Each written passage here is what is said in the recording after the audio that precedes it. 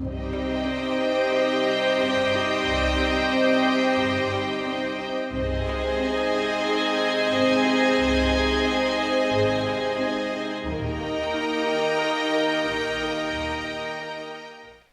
hey everybody, a happy Friday to you. Hope you're doing well, had a good week, and are looking forward to a good weekend.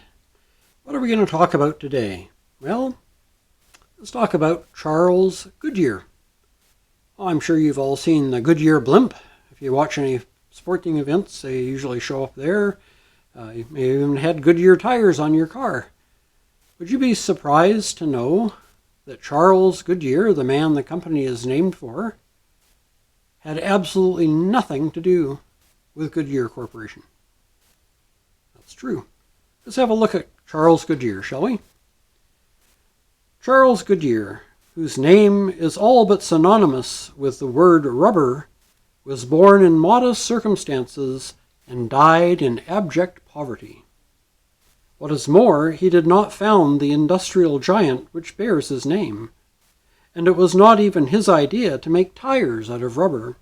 This is surprising, for at various junctures in his life, Goodyear imagined making almost everything of rubber. In all, he devoted nearly 30 unprofitable years to promoting and experimenting with rubber.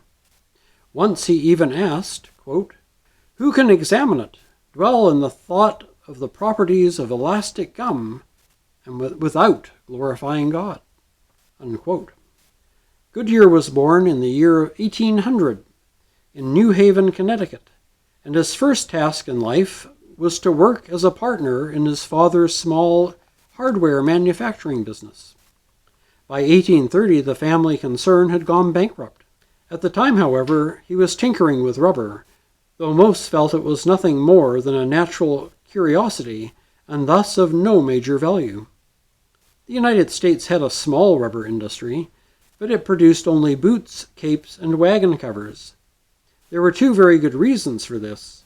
In hot weather, rubber decomposed into a foul-smelling mess, and in the cold winter temperatures, it became hard and brittle.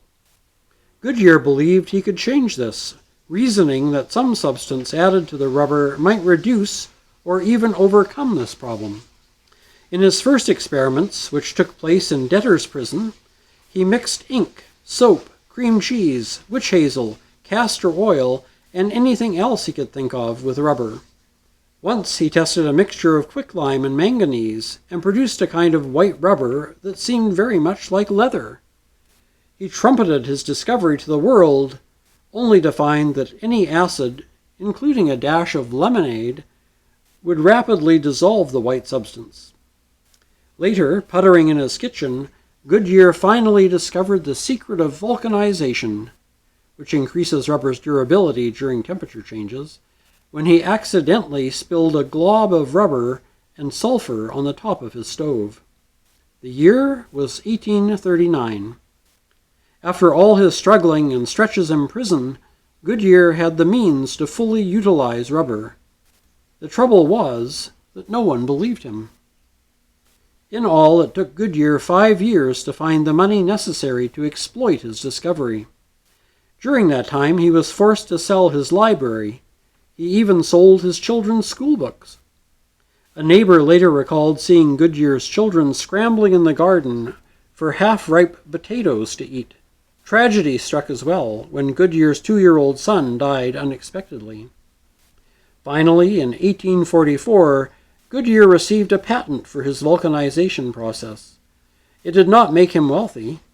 Desperate for funds, he was forced to license the process cheaply to others. Earlier in England, Thomas Hancock, a chemist, had managed to obtain samples of Goodyear's new rubber. He noticed one sample was dusty, and he sniffed sulfur. Goodyear's application for a patent in the United States was still pending when Hancock reinvented vulcanization in his own laboratory. He received a provisional patent 2 months before Goodyear's application reached England. The result was that American manufacturers bought licenses from Goodyear and Europeans from Hancock. In America, Goodyear was forced into several expensive patent litigations. In one, he was successfully represented by Daniel Webster, who spent an hour preparing for the case. Webster received $25,000 for his work, more by far than Goodyear had ever earned in any single year. Finally, however, Goodyear was honored for his contributions. In 1855, Emperor Napoleon III of France awarded him the Gold Medal of Honor of the Paris World Exhibition and the Cross of the Legion of Honor. As it happened, Goodyear was on hand in Paris to receive them. He was serving a term in debtor's prison on the outskirts of the city. In 1860, when Goodyear died in New York City, he was $200,000 in debt. Perhaps he had not been terribly troubled by this pernicious course of his life, for he had said at one time, quote, "The advantages of a career should not be estimated exclusively by the standards of dollars and cents, as it is too often done. Man has just cause to regret when he sows and nobody reaps." Unquote. So there you have it. Poor Charles Goodyear, the man who invented vulcanization that allows us to have tires on our cars and bicycles and make rubber gaskets and rubber garden hoses and rubber gum boots and all kinds of things, was born basically penniless and died penniless. Matter of fact, he died $200,000 in debt. Can you imagine that? I wouldn't want to be that much in debt today, but $200,000 back then must be like about $20 million now. Anyway, the Goodyear Rubber Company is made well on his name, and more power to him, I guess. Anyway, I hope you enjoyed today's story about Charles Goodyear. Now I bet you probably would like a groaner. Well, there was a father once upon a time who was pretty disappointed in his son. The son didn't seem to be a dumb child, but he just didn't really apply himself, so he wasn't doing well in school, didn't really seem to want to do much or make anything of his life. He seemed to have no ambition, and the father was just really kind of disappointed. So one day, trying to encourage his son and maybe spur him to action, the father said, "Son, do you know, at your age, Abraham Lincoln was already studying hard to become a lawyer?" The son looked at his father and said, "Yes, Dad. And by the time he was your age, he was president." Yeah, sometimes things come back to bite us when we're trying to do good, right? Anyway, hope you've enjoyed today's little session, little story time, and you'll have a great weekend, and join us on Tuesday for Tuesdays with the Pilgrim. Until then, take care, stay safe, and God bless.